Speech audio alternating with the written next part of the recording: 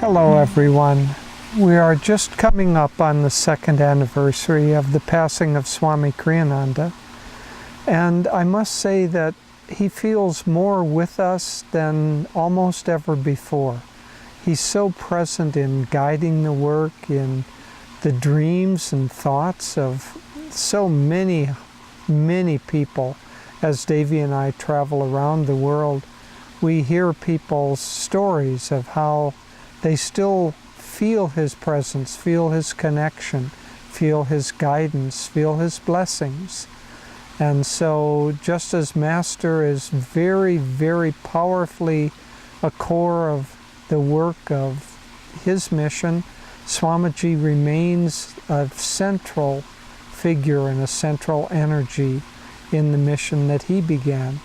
This year, of course, is a very special year because we will be dedicating the Moksha Mandir, which you see in the background behind us.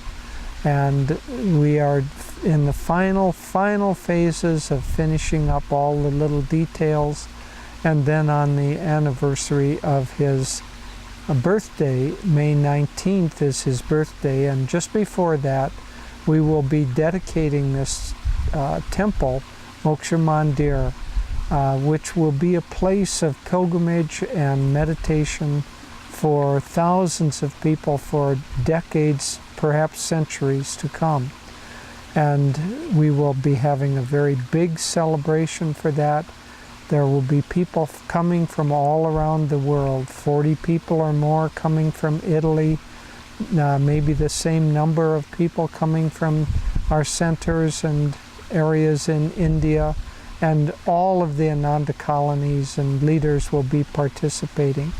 It should be a splendid event, and it really is as if this will be not just the dedication of this beautiful Moksha Mandir, but a sense of the next phase of Ananda. One could call it the phase when we have entered into the expansion of the work, expansion of the legacy left to us by both Master and by Swamiji.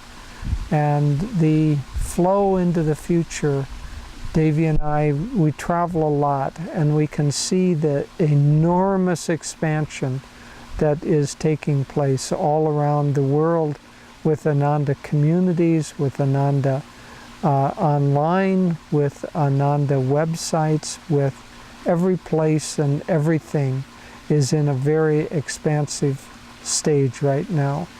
And so this anniversary of Swamiji's passing is, yes, of course it's the anniversary of his passing, but I prefer to think of it as the anniversary of the expansive stage that has been taking place since his passing.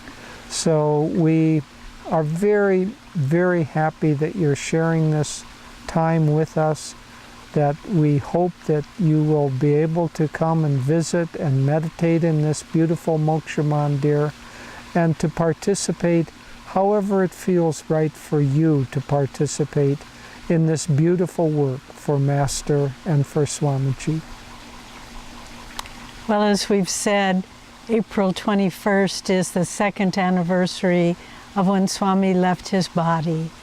But there's a beautiful book I remember reading some years ago called The Once and Future King. It was about King Arthur. And I see Swami so much in that way. The once, meaning the past, are all the beautiful memories we have of him, the wonderful lectures he gave, the P.G. Wodehouse stories that he read, the joy, the humor, the upliftment, the beauty, the dynamism, all of these qualities. But as time begins to go by, and we're only at the second anniversary of his passing, I'm beginning to realize more and more that Swami was a man very much ahead of his time. The communities movement that he gave his life to forward, that people by and large are not ready for it yet.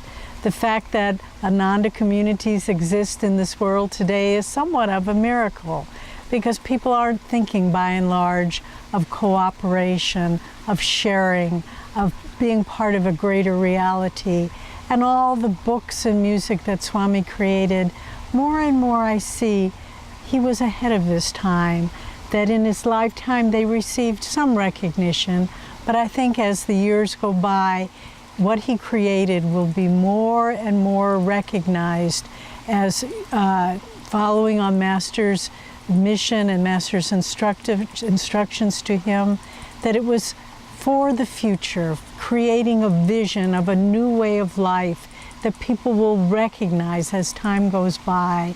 So we have memories of the past, but we also have visions of the future, of when these great books that he wrote will be widely read by people all over, and that his ability to bring Master as a living reality, not just something of the past, but as a living reality into people's lives, will be recognized.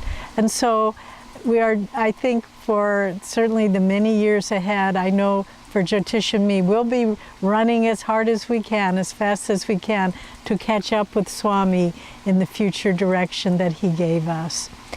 On Monday, April 20th, we will actually be installing Swamiji's casket containing his mortal remains in the beautiful Moksha Mandir. And we'll have a special ceremony for that. And then last year, on the first anniversary of his passing, we started a tradition where we have a 6-hour meditation on that day from 6:30 to 12:30. And we have it here in the beautiful Hermitage grounds. Some people will be meditating in the Moksha Mandir, some in the dome, some in the gardens, many places around this sacred place that Swami created as the Crystal Hermitage. But if you feel so inspired, we invite you on that day to join us whenever you can, if it's in your morning meditation, if it's in the evening. But Swami Kriyananda was a great light unto this world. And if we want to receive more consciously the blessings he brought to this world, for us to open our hearts, still our minds, feel his presence within us, feel the bliss and joy of his life and of his freedom in God now. So if you feel to, we invite you to join us on this anniversary of April 21st to consciously meditate on Swami, perhaps listen to his voice, chanting or lecturing, or read one of his books that particularly inspires you.